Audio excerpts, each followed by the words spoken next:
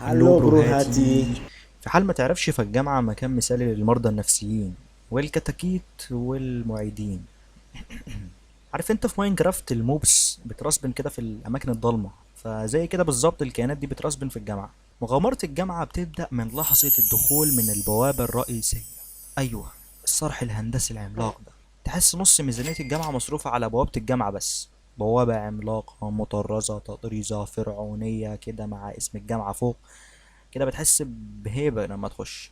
تنزل راسك تحت كده على طول الهيبة دي تتكسر مع أول نظرة لرجل أمن الجامعة.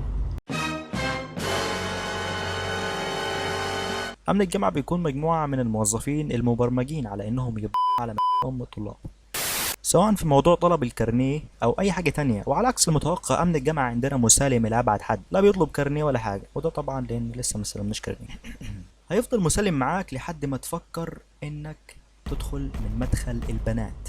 هنا يضربك بمسدس من حرف الخاء، اوله عندك واخره في كلية زراعة عشان بعيدة جدا بصراحة. المشكلة ان البوابة الكبيرة دي متقسمة لعدة مداخل.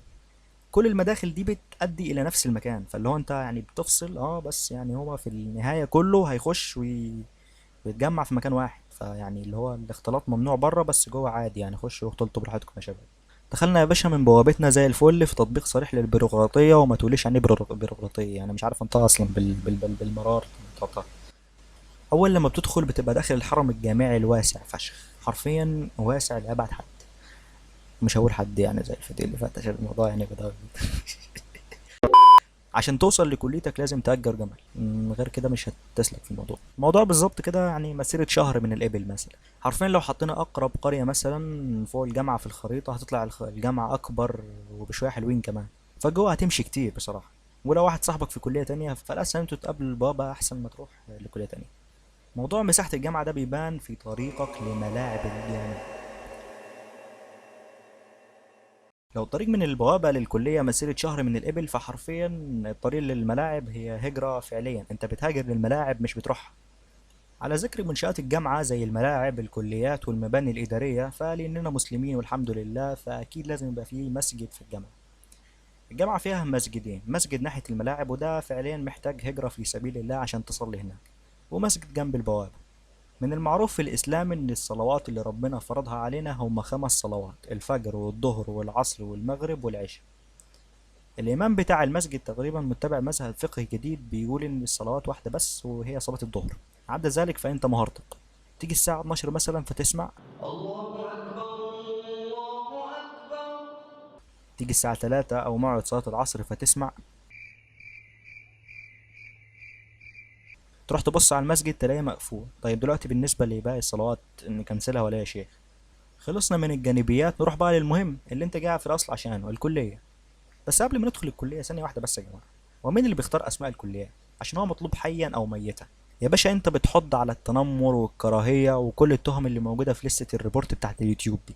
يعني مثلا كلية زي كلية آداب، أول ما بتسمع الاسم ده بيجي في بالك الصوت ده. أنا مدرك إنه معناه الكتب والقراءة والفلسفة وأرسطو والناس اللي ملهاش أي ستين لازمة دي.